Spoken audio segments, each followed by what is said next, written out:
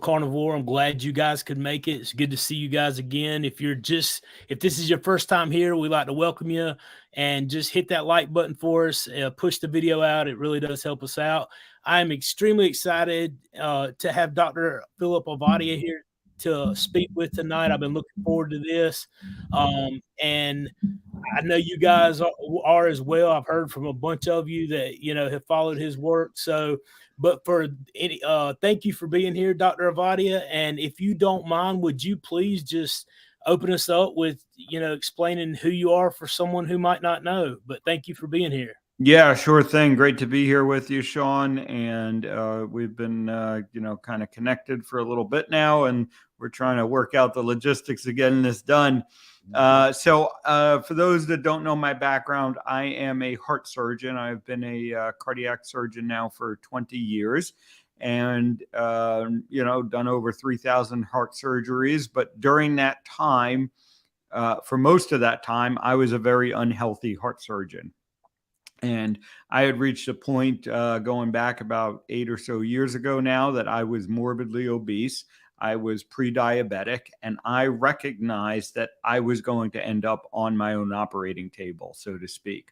I was traveling down the same path that so many of my patients had followed.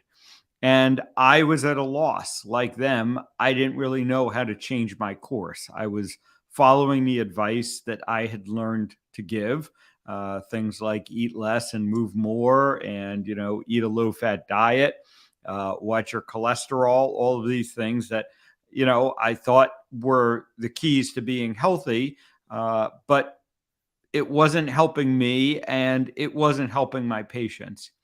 And thankfully, I started to come across some different information, started asking some different questions, and I started to recognize, what truly is at the root cause of our poor health, what we can do to fix it.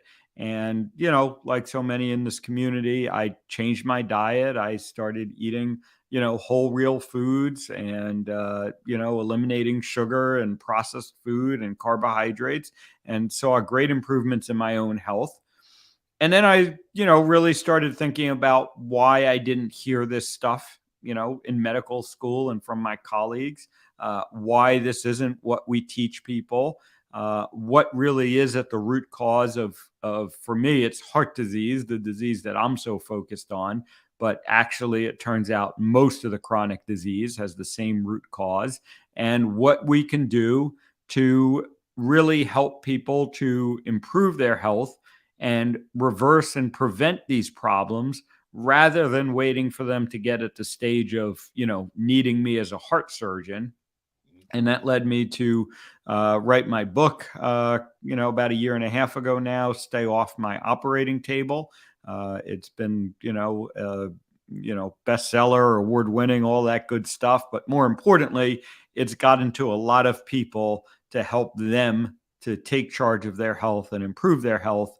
And that's really the mission that I'm on these days.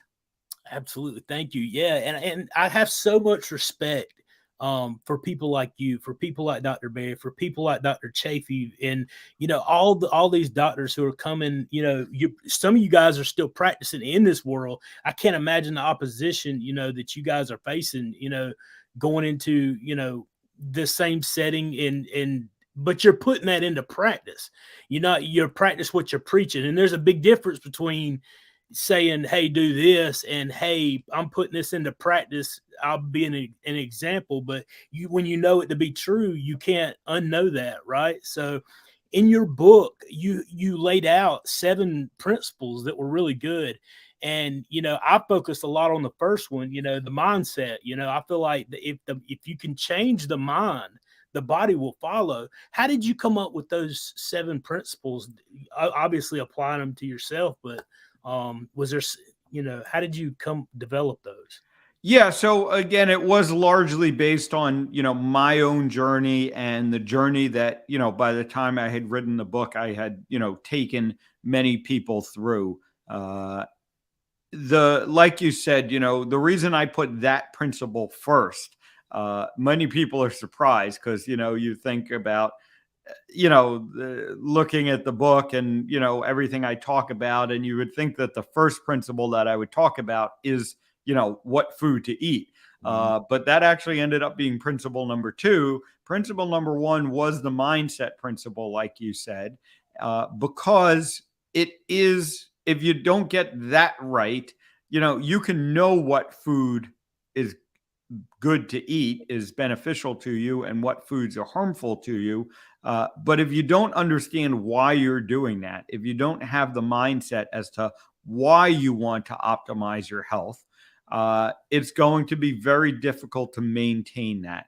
And so that's why I talk about, in the first principle, that you want to think of your health as a system, not as a goal, that you want to be, thinking about the long term and the big picture, as opposed to the smaller goals that we often get, kind of fixated on, losing X amount of weight or whatever it is. But when you're thinking of, the system of your health, and now you're trying to build the habits that are going to support this system, to make and keep you healthy, then you can start, talking about the other things that are important, what you're eating, what you're doing, how you're sleeping, all of these things that come into play.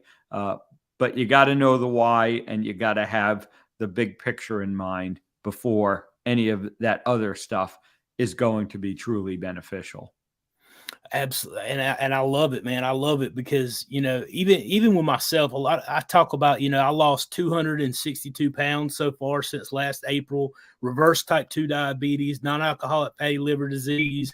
I'm off of all of my, I was on, I was on allopurinol and colchicine for gout, but I was on amlodipine, lisinopril, and HCTZ for high blood pressure. I'm off all of it. My blood pressure is about 116 to 120 over, 72-ish. Now, the benefits are amazing, but like when I started this journey, it was from a place of hopelessness and not seeing a way out, almost 500 pounds. And I was grasping for straws. But at the same time, I wasn't focused on, can I just lose the weight? I was so depressed, and it was so, captivating to my mind that alone, getting rid of the depression, the hopelessness, and those things, it's worth it. If all the other stuff was still ongoing, if the weight hadn't dropped. I've seen so many folks, like you say, get so zeroed in on the weight, and it is important. I'm not negating that it's not important. It is. You want to see that weight gone, but if you focus on that process, that's absolutely amazing. Can you speak just a little bit to the issue that most people always ask about, is the saturated fats, the cholesterols, and how that affects the heart, and what you're seeing today? Yeah. So, like you said, it really is probably the most at the top of people's list, when they're thinking about this. And there's good reason for that. Heart disease is the number one killer. And so if you're thinking about, what am I most likely to die from, you got to put heart disease at the top of that list. And, we've had such a narrative around heart disease now going back really, 70 years at this point, that dietary cholesterol, saturated fat in the diet were and are the primary drivers of heart disease. And, we've made a lot of decisions around that. As we look at how our food supply has been manipulated, the dietary guidelines, the food pyramid, these things are all based on that concept. We then look at, the pharmaceutical interventions that have come based on that as well. And I, at this point, had to step back and say, and look at, what I've been observing as a heart surgeon. And what I've observed as a heart surgeon is that at least half, probably more at this point, of the patients that end up on my operating table have, low cholesterol levels. A lot of those because they're on medications, Some of those just because, either what they're eating or their genetics or whatever it is, causes their cholesterol to be low, their LDL cholesterol in particular, and they still end up on my operating table. And then I started seeing this whole community of people as we got into low carb and, carnivore diets, and this whole community of people that their cholesterol levels were going up when they implemented these diets, yet they weren't developing any evidence of heart disease. And there are a couple of things to understand that relationship between your saturated fat intake, your dietary cholesterol intake, and your blood cholesterol levels, that's a very inconsistent relationship, it turns out. And yes, some people get this rise and then it comes back down. Other people, it doesn't even get that rise. So, lots of questions around that. Ultimately, what I want people to understand about this is it's not the amount of cholesterol that matters. It's the quality of the cholesterol that matters. And it's the environment that cholesterol is in. So, if you are not damaging your blood vessels, it really doesn't matter how much cholesterol you have floating around, because until the blood vessel wall gets damaged, the cholesterol can't get in there to start the process of plaque formation. So that's one thing. And then unless your cholesterol particles themselves are damaged or altered, they're not going to stay in the blood vessel wall and continue to form plaques. And these are all things that, are well known. They've been demonstrated, in the scientific literature, and the people that really understand the process of heart disease acknowledge all of this. But what we've defaulted to on a population level, because it's easy and you can say, you can make broad brushed guidelines. If you just say, well, we're just going to lower everyone's cholesterol. And the reality is what we should be doing is focusing on, do you have good quality cholesterol or do you not have good quality cholesterol? Do you have damage to your blood vessel walls or do you not? And that should really be guiding us in what we do. And that's what I now do with my patients. And it's not an easy process. It's not as simple as looking at one number and then making a decision based on that. But we need to acknowledge that the human body is not that simplistic either. So to think that we can kind of simplify the whole concept of heart disease, which is a very complicated, concept and dealing with complicated systems, and say it's as easy as one number on a blood test is not in this range, and therefore we need to do X and Y, and that's going to eliminate heart disease. And again, when I look at the macro data, when I look at this, I now say, okay, we've been taking this approach, for 70 years from a dietary standpoint, 30 years from a pharmaceutical standpoint, and it's not having an impact. Heart disease is still the number one killer. Things like obesity and diabetes are all continuing to skyrocket, chronic disease continuing to increase.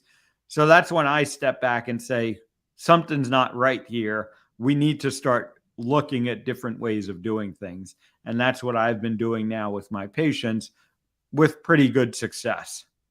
That is amazing. And being able to see that and and hear those things from someone with the experience that you have is refreshing, because you like, I get asked oftentimes, because of my weight loss, they throw comments out like, you're going to die of a heart attack, and, this Right. can't be good for you, and all these things. And what about your cholesterol? And I was like, hold up, time out. I know it sounds crass. I know it sounds brash, but I was like, listen, when I was eating the standard American diet, I did not care what my cholesterol was. I was not paying attention to it.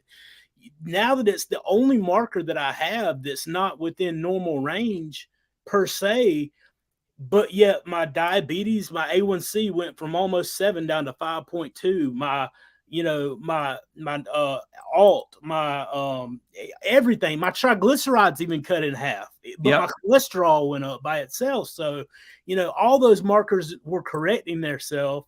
I'm off of all kinds of medication. I feel better than I've ever felt them, that I can remember. That one marker, I just can't look at it and say, that to me personally, I'm not saying it doesn't matter. I'm saying it doesn't matter to me because I didn't put that much emphasis on it before. If that makes Yeah. any sense. I think we get zeroed in on one thing whenever all these other factors are getting better.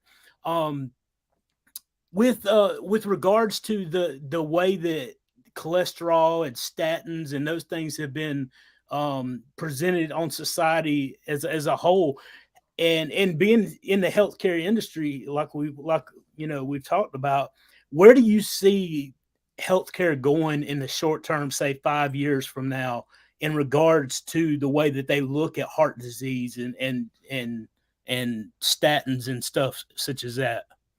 Well, I honestly, I don't see it changing much in 5 years. I'm hopeful in 25 years, doctors are looking back and saying, I can't believe we used to treat patients like that. But the whole narrative around cholesterol is so ingrained, not only in the healthcare system, but in our lives at this point. And it influences our food, food choices and our food production. It's, of course, the pharmaceutical industry around that. And so, those are things that aren't going to be quickly changed. What I am optimistic about is seeing more and more practitioners and more people that are starting to question this narrative. I was seeing a patient in the office. This is my cardiac surgical office the other day, who's come to me because he needs heart surgery. And he was asking that exact question. He said, I've been taking these medications for 20 years. I was told, this is the way to prevent heart disease. And here I am. Why is that? What's going on here? So I do think people are starting to wake up to this. I think, medical professionals are starting to wake up to this. There are more and more. There was just actually, a physician on Twitter yesterday who, I think he's an emergency room physician. And basically he said something like, here I am in the emergency room treating, another patient for heart disease who's, on statins. What's going on here? And so, the cracks are starting to show, but it's not going to be a quick shift. I really, as much as I would love it, I don't expect the American Heart Association to come out anytime soon and say, yeah, you know what? All that stuff we've been talking about for 70 years, we were wrong. Let's shift focus here. But what I try and do is give individuals, hope and empower them to take back control of their health and empower them to be able to go to their doctors and say, I don't think that this medication is the right option for me. And it's not that I'm doing nothing. It's not that I'm ignoring, my health or I'm ignoring cholesterol, but my approach is improving the quality of my cholesterol through my dietary and lifestyle changes and using things like therapeutic carbohydrate restriction, which, by the way, and I don't know if people can see it there. I think it's kind of hidden behind my name. But, that's the new textbook on ketogenic diets that was just released by the Nutrition Network. And it gives us a blueprint. It gives us a textbook based on the scientific literature about how to implement therapeutic carbohydrate restriction to help our patients with metabolic disease. And that includes cardiac disease, certainly. So we're starting to get the tools. The practitioners are starting to, recognize this more, talk about it more. I go to the conferences, I interact with my colleagues like Ken Berry and Anthony Chafee and some of the others that you mentioned. And this is starting to take hold, but it's not going to come from the system downward. It's not going to come from the top up. It's going to come from the top down. It's going to come from the bottom up. And it's going to be practitioners and patients working together to take back control of their health and kind of break out of this narrative that we're trapped in. Well, I thank God for you guys that are still, still doing it, and and also getting the information, because I tell everybody, on a regular basis, I'm not a surgeon, I'm not a doctor, I was a street medic. I have about that much knowledge. I've been in the cath lab running people in for STEMIs and studying all those things, but compared to the stuff that's still going on, in the grand scheme of things, it all has its part. But I'm so thankful to have been able to find this, not just to change my own life, but now to come along and speak and work and try to share the message of just like hope, and I think that's critically important, because that's what I urge people to do. Share your story. If it's worked for you, it's going to mean a lot more to other people in going forward and in the future. If you share your experience and they get your experience and my experience and, all the experience and the knowledge, but absolutely do not take my word for it. Don't take anybody's word for it. Investigate for yourself, put the time in the work, to figure it out. Take your health into your own hands. That's what I always try to suggest. Exactly. And in a lot of ways, I tell people the same thing. I tell them, you shouldn't believe me because I'm a heart surgeon with 20 years of experience and 3,000, heart operations. You shouldn't even believe me because I've lost 100 pounds and, overcome these own health, these own challenges in my life. You need to run the experiment for yourself. You need to verify. Hopefully the information that I'm giving you and the support that, I can give you and my team can give you, we can guide you through the process. But ultimately, it's up to you to decide. And, that goes for the advice you're getting from your other doctors as well. Mm-hmm. And, when they tell you should take this medication and you ask them, well, why should I take this medication? What are my other options? And their only answer is, well, the guidelines say you should take these medications. That's not convincing evidence to people. And, I think that's part of the reason why people are starting to question this, because they're starting to ask things like, well, who are those guidelines really written to benefit? Are they really written to benefit my health as an individual? Or, are there some other factors at play here that might be influencing how those guidelines get decided? And my health isn't necessarily, the main focus there. Oh, absolutely. You can follow the money and figure that one out. A lot of those, the checks going into funding a lot of that stuff is going to get the results eventually that they want. That's, I feel like it's amazing to see the truth come out, though. And I'm very thankful for that. We'll take a few questions. You guys, as always, put a cue at the beginning of your question so that we can pick it out if we get to it, and I'll be more than happy to share some of these questions with you and let you know, and speak with some of the crowd. They always have some good stuff. Italian Carnivore, hey, my sister, it's good to see you, friend. Thanks for the question. I am thinking about continuing my education, possibly nutrition. My concern is what is being taught. Do I just suck it up and pass, then do my own low carb practice?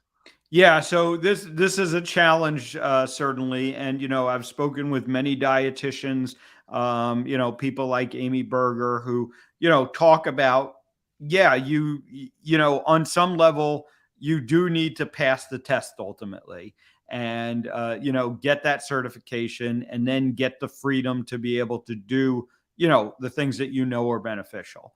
The good news is these days is we're not out there on our own. Like I said, I now have a textbook that I can point to and say, look, here's the evidence. I'm practicing evidence-based medicine. I can pull the scientific studies.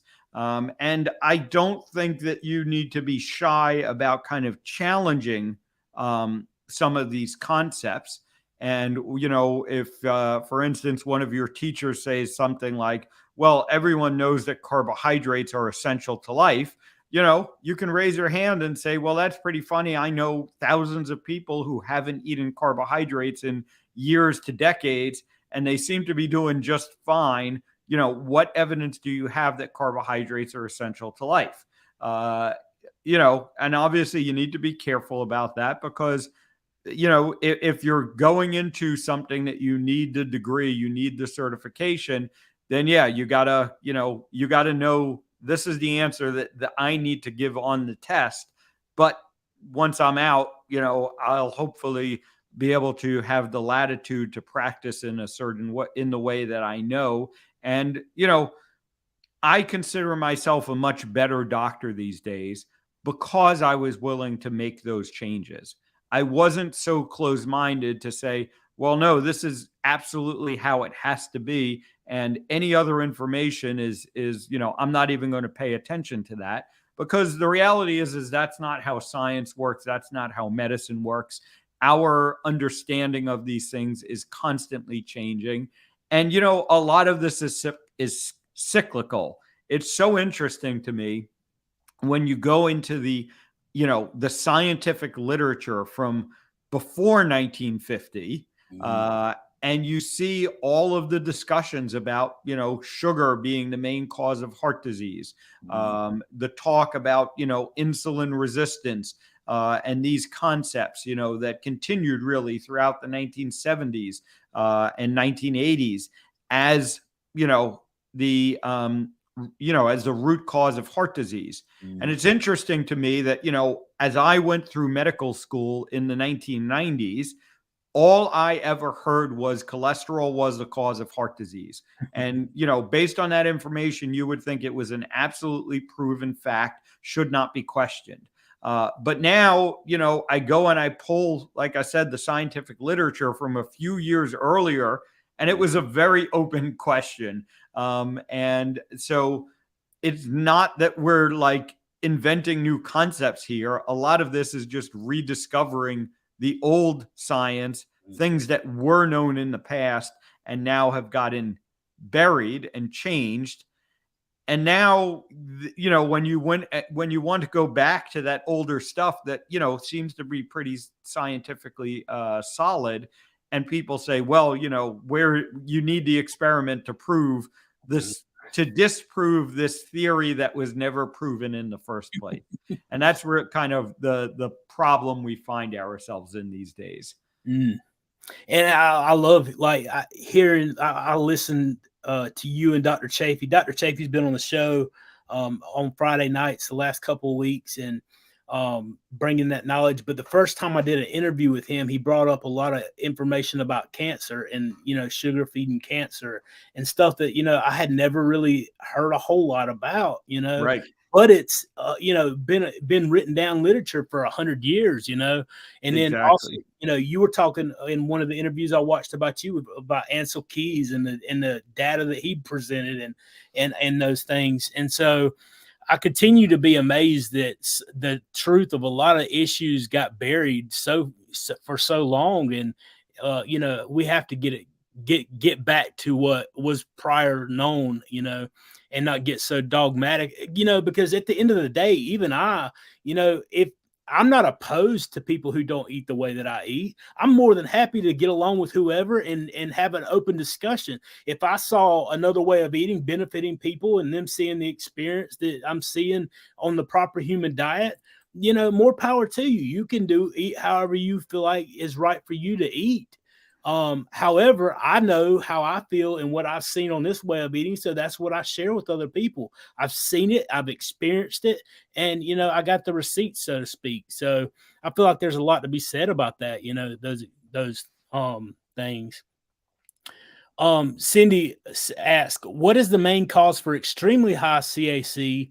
Can having primary and secondary lymphedema and both legs affect that number? All labs just done and are good.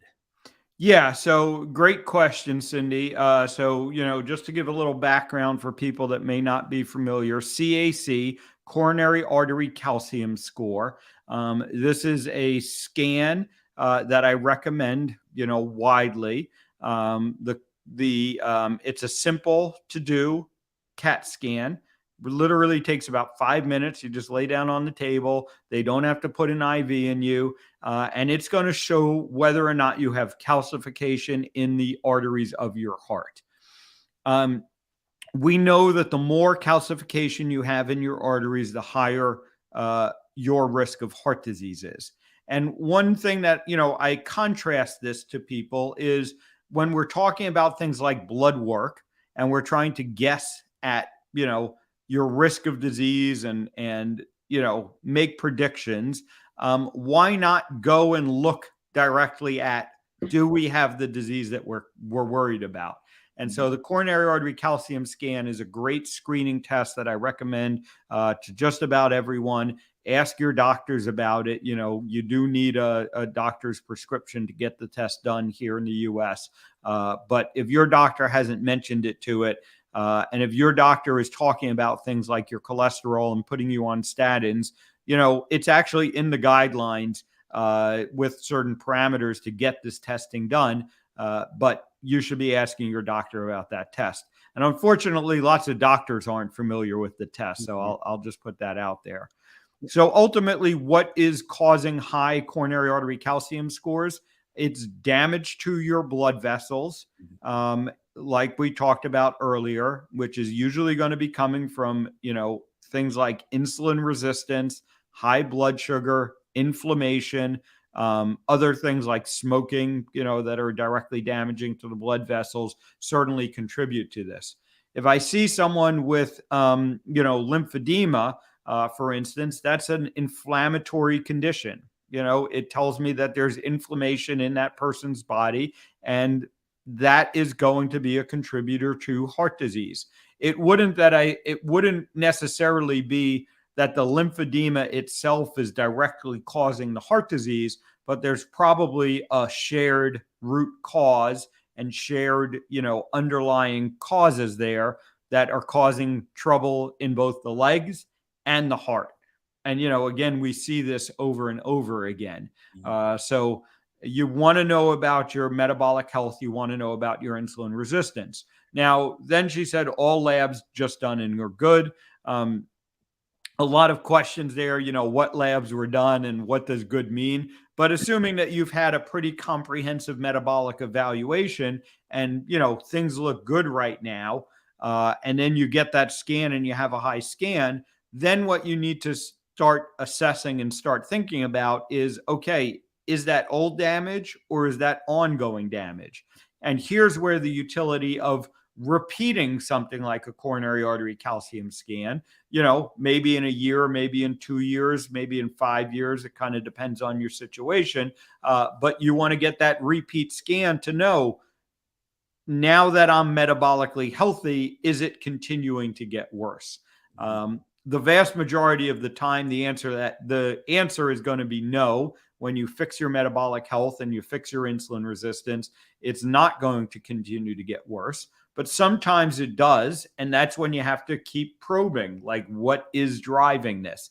Is there some, missed source of inflammation in the body? Do we have something like heavy metal toxicity? Do we have a blood marker that most doctors might not know about or think to check that might be abnormal that's driving this? And that could be something like homocysteine levels or lipoprotein A, LP little a, as it's sometimes called. These are less commonly known blood tests and risk factors that your doctor may not check. So that's the power of the coronary artery calcium score. That's the things that I'd be thinking about. And quite frankly, this is a situation where you want to be working with someone who understands this well and can guide you through it. It's a lot of what I end up focusing on with my private practice patients these days, the ones that I'm working on preventative health, keeping them off my operating table, or quite frankly, some of them have already developed advanced heart disease and we're trying to keep it from getting worse. Absolutely. And so you guys, if you're struggling with some of that, make sure the links will be in the description to get a hold of him, get into that group, and get that information. I definitely urge everyone to do that. It's, going to benefit you greatly. HDL 120, 230, excuse me, HDL or 120, LDL 230, BMI 22. I don't want to take meds. I'm off track. Am I off track on carnivore 7 months? Yeah. So again, like I was kind of talking about earlier, you want to go beyond just the amounts of your cholesterol. You want to understand the type of cholesterol that you have. And oftentimes in situations like this, I'll be doing things like advanced lipid panels, looking at your particle sizes. You want to know if there's inflammation in your body, and then get that coronary artery calcium scan. The data is pretty clear, and this is somewhat dependent on your age. But for the most part, if you have a 0 coronary artery calcium score, you are not going to benefit from taking statins or cholesterol lowering medications. So that can be useful to help you figure this out. Ultimately, like I said, the questions you want to answer are you metabolically healthy, and what is the quality of your cholesterol? And that should guide you as to whether or not there's going to be any benefit to lowering your cholesterol. Because if we have to acknowledge that cholesterol plays a lot of important roles in our body. We have only focused on, having too much cholesterol causes heart disease. And again, we've already talked about why that might not be true. But we don't acknowledge that, cholesterol plays a part in our immune system. Cholesterol is the precursor for many of the vital hormones in our body. Cholesterol literally makes up the walls of our cells. We cannot live without cholesterol. So just taking this blanket approach of trying to lower everyone's cholesterol as much as possible, that can lead to other problems. And that's why I think we need to think about this question in a different way and focus on the quality of the cholesterol and the environment that the cholesterol is in. Absolutely. Let's see, just a few more guys. Where is the fine line between placating to our doctors who want us on statins and putting our foot down and saying absolutely not? Well, ultimately, you should never be just placating to your doctor. Your doctor should be able to explain to you the rationale for going on these medications, if that's what he's suggesting. And if you're asking, questions like this, if you say, something like, well, I have, I know a heart surgeon who, and, other cardiologists, by the way, I'm not the only one out here talking about this. But, they're saying that statins aren't, the answer, and, high cholesterol isn't necessarily dangerous. And again, it's not that I'm telling people just ignore cholesterol and it's meaningless, because that's not the case. It's just that it's a more complex question than your number is this and you should be taking this medication. And to be clear, are there situations where taking statins might make sense? The answer is yes, there are situations that it might make sense to take a statin. But those situations are a lot less than we've been led to believe. I was actually watching a talk today of a cardiologist, talking about, should statins be in the water supply? And there are cardiologists and other lipidologists and other specialists out there who would argue that. They would argue that it is such a benefit, that everyone needs to be on it. We need to lower everyone's cholesterol starting from birth, essentially, to be able to effectively prevent heart disease. I think that's crazy talk. I think the answer is there should be a lot less patients on statins, but that doesn't mean that no one should be on statins. And we as doctors should be doing a much better job of figuring out who should be on the statin and who shouldn't. Because again, when you look at the data, when you look at the statistics, we can look at something called the number needed to treat, the NNT. And what this statistic tells us is how many patients need to take a therapy, a medication, to benefit from that. And the best data around statins that we have, and again, there's reasons to question this data, but we accept it at face value. For someone who does not have heart disease, so what we call primary prevention, the best data we can show around statins is a number needed to treat somewhere around 80. So in other words, out of 80 people that take a statin, one of them is going to get a benefit. Now, one of them is going to get a benefit. 79 aren't. And what I challenge, my colleagues to do is, why don't we do a better job of figuring out who the one is and not have to give this medication that, like all medications, has side effects to the 79 people who aren't going to benefit from it. And that's where we start to get into this more complex understanding of how cholesterol and, our metabolic health interact. Absolutely. And I've spoke with Professor Bart Kay about that issue and the side effects of statins, and he gives the physical science behind it as well. And I feel like it's definitely something that should be investigated, as all things, but don't just take a blind word for it, is what I guess I'm getting at too. Chris, thank you.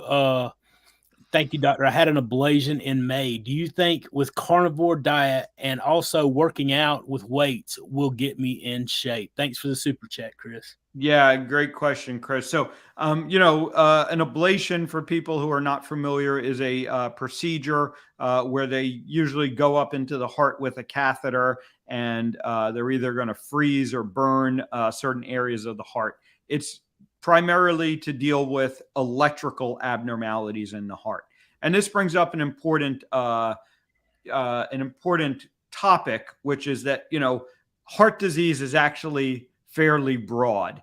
And most of what I've been talking about up until this point is what we call atherosclerotic heart disease, which is the most common form of heart disease. And it deals with blockages that are building up in people's arteries of their heart. But there are other things that can go wrong in the heart. We can have problems with the heart valves, and we can have problems with the electrical system, like it sounds like Chris had. And Chris had an ablation, which is one of the ways of managing that. And again, similar to putting in stents and similar to the bypass surgery that I do, on a nearly daily basis, it doesn't address the underlying root cause. It doesn't address why you got heart disease in the first place. And, for someone like Chris who has an ablation, it might correct the electrical abnormality, but it doesn't address why you got that electrical abnormality in the first place. And, oftentimes it's things like inflammation that are playing a role in that.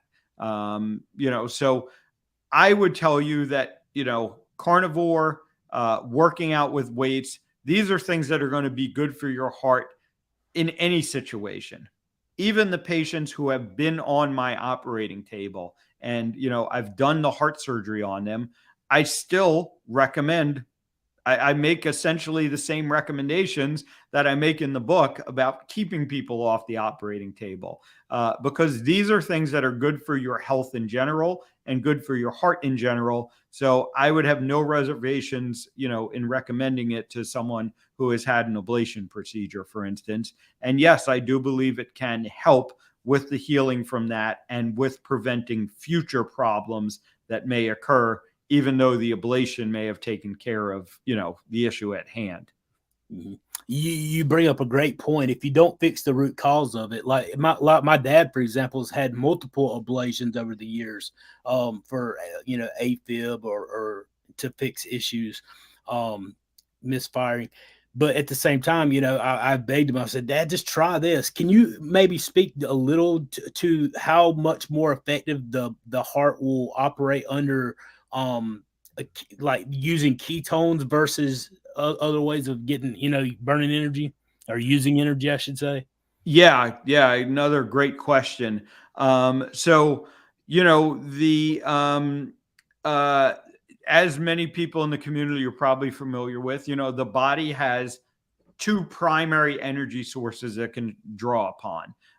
It has sugar and sugar primarily coming from carbohydrates, and then it has ketones, which are primarily the breakdown of fat within within the metabolic pathways. And in general, what we see is that the body will use what's available. And so if you're eating a lot of carbohydrates and sugar, the body's going to use sugar. If you're eating a lot of fat and not eating a lot of carbohydrates, it's going to shift to a ketogenic metabolism and primarily use ketones. And there are two organs in particular that seem to preferentially, that seem to prefer ketones to sugar. And understand, the other thing that sometimes people misunderstand about this is it's not an on-off switch. No one is ever doing all of one or all of the other, ketosis versus sugar burning. It's just, what are we primarily using as our fuel source? And it seems that the heart and the brain in particular prefer ketones for energy. And so we have some early experimental data, and I admit this isn't like, fully proven. I'd love to see larger trials, and there are some underway. But when you look at people who are in heart failure, for instance, so their heart is weak and it's not working as well as it should, we've now demonstrated beneficial effects of ketones. Some of those studies are giving exogenous ketones. Some of those studies are looking at people doing ketogenic diets. But, one way or the other, the heart seems to prefer ketones for energy. And the more that you can supply that can lead to some improvements with heart conditions like heart failure. Thank you. The road in 195. Thanks for the question. Sean, I'm really impressed with the amount of weight you lost in such a short amount of time. Can you share what you did to have that success? Maybe a question for a separate video. Yeah, I definitely, I've covered it almost in every single video. I, started eating carnivore. I switched to beef, butter, bacon, and eggs last June, and that's still what I eat today. I have eaten off plan. I eat Texas fajitas every once in a while, maybe once a month. But I just literally stuck to eating beef, butter, bacon, and eggs as Dr. Berry prescribed it, because I thought he was absolutely crazy. There's no way this guy's, he's a doctor. He should know better. Well, I was 457 pounds April the 17th of 2022, and I am 195 pounds as of about 2 weeks ago. So I'm 5 pounds away from 190 pounds. He's not as crazy as I thought, huh? So yeah, exactly. The man, he knows what he's talking about. So there again, and it absolutely changed my life. So yeah, I definitely hang around, make yourself at home here on the channel, subscribe, and you'll get that information. I can assure you, my friend. But get that mind transformation and start making 1% increase changes every day, and it could be used on YouTube next year, my friend. Okay, let's see here. Can Dr. Phillip talk a little more about visceral fat levels? Yeah, sure thing. Great topic to touch on. So visceral fat, and again, to explain what we're talking about here, we have two types of body fat. Essentially, we actually have more than two, but we're going to focus on the two main ones. And we have what is called subcutaneous fat. So that's the fat that's kind of under your skin. You can think of it as outside of your muscles. It's kind of the fat that you can pinch and what most people kind of, recognize as fat. But then we have fat that's on the inside, and it's around our organs, primarily the organs within our abdomen, although it turns out that there is visceral fat on the heart as well. And this fat functions differently. Those two types of fats function differently. And specifically for, our concern about metabolic health, insulin resistance, what we see is that the visceral fat is particularly important in that. And the more visceral fat you have, the more insulin resistant you are going to be. A lot of the hormonal signals that control these processes, they actually are coming from our visceral fat. People don't think of our fat as a active organ, but it turns out that it is an active organ, and our fat secretes hormones and chemokines and other things, that signal other parts of the body to do things. So our fat is a very important part of regulating our metabolic health. And in general, you want less visceral fat. Now, we don't have easy ways of assessing visceral fat. This is kind of one of the issues that we have. You can look at it on a CAT scan. You can look at it on an MRI. You can sometimes get a sense of it with a DEXA scan, although that might not be the best way to measure it. But ultimately, it's a little hard to measure. But if you measure it, it's going to be very informative. So one of the things, for instance, that, we can do, going back to that coronary artery calcium scan that I mentioned, yes, the scan is focused on how much calcium is in the arteries of your heart. But, for my patients, I get the scan, I take a look at it myself because, when they're doing the scan, because your heart ends, kind of right at the diaphragm, and they want to make sure they get all of your heart, they'll go into the upper abdomen with the scan. And so I can then go and look at those pictures and see how much visceral fat is around the liver. Sometimes even down to the kidneys we can see, depending on how the scan is done. And that can be very powerful information. So ultimately, if you can figure out a way to assess your visceral fat, great. The cheat test, the easy thing, is your waist circumference. And this is why I talk about, waist circumference being a better measure than your weight. There'll oftentimes be a lot of correlation. But, when we get to people who we call, get termed skinny fat, and people will kind of know what this is, these are people with like very little muscle mass, and they're very thin, but they do have the belly pouch. And that's because they have a lot of visceral fat. They don't have subcutaneous fat, but they have visceral fat. And those people tend to be very metabolically unhealthy. And we can contrast that with other people who get very overweight. They get a lot of subcutaneous fat, but they actually don't get all that much visceral fat. And those people can be insulin sensitive and, be metabolically healthy. And so that's why you want to, again, kind of a little bit more of the nuance of, yes, I'm overweight, but do I have too much visceral fat? Do I have much subcutaneous fat? And, ultimately the same processes tend to help both. I do see a fair number of people who can lose, most of the visceral fat, but the subcutaneous fat can be more persistent. And, your body is kind of holding on to that because that's the last of its energy stores. And so many of us come from a background where we're kind of chronically undernourished, even though we're fat, we're overweight. We've taken in a lot of calories, a lot of energy, but we haven't gotten the proper nutrients in that food because we've been eating processed food. And so, we can be very much obese. We can have all this fat, all this stored energy, and yet our body thinks we're starving and won't let it go. And that's, a situation that we run into. Absolutely. I haven't wore a size 33 since like 8th grade, and that's what size I'm in now. And I'm like, this is insane. To get back to that small, that's literally, less than half of what I, started out in the 70s. So I'll do this last little super chat. Let's see here. Thank you, Italian Carnivore, for the super chat. I appreciate that.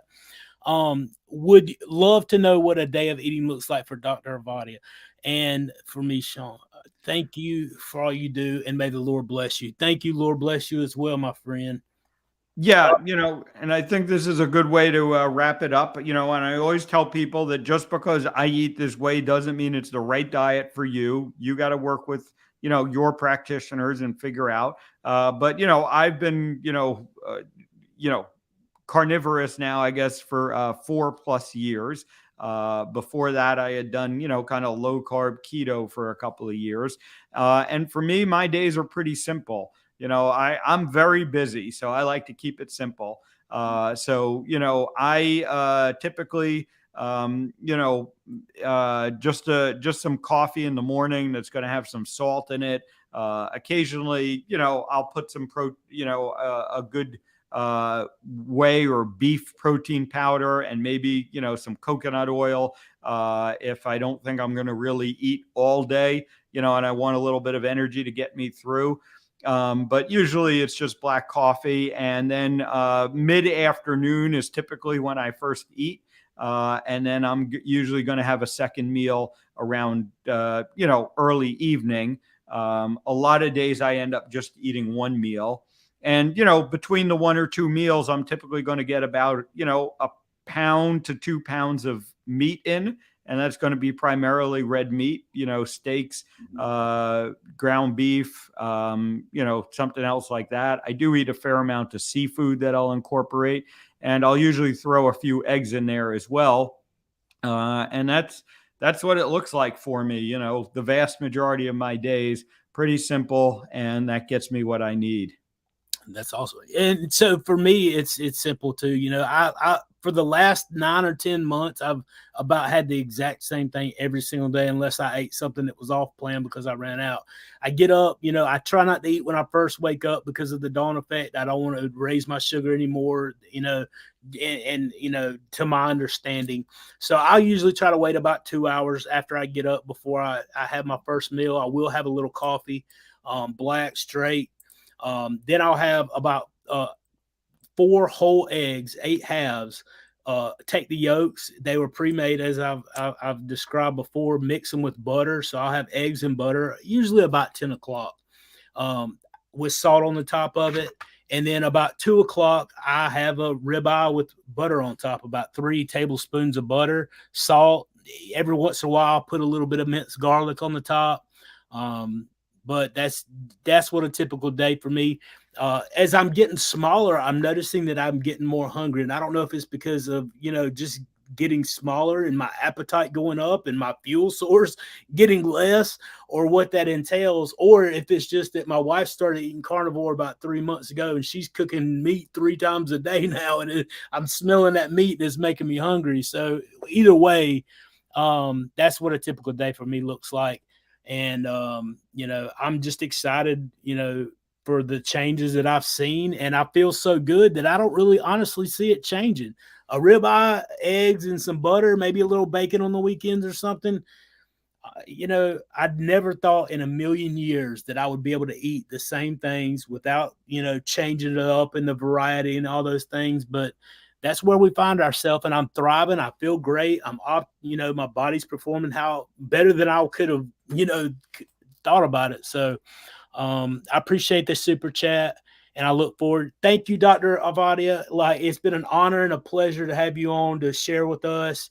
I appreciate you. Tell everybody where they can find you. I'll make sure the links get put into the description. And like I said, I can't thank you enough for being here. It was an honor. Yeah, sure thing. So, ifixhearts.com is the website to go to. ifixhearts over on Twitter is where I'm most active on social media. Instagram, you'll find me over at Ovadia Heart Health. And we also have a YouTube channel, over at ifixhearts, where we have the Stay Off My Operating Table podcast. The book is widely available, all the usual places.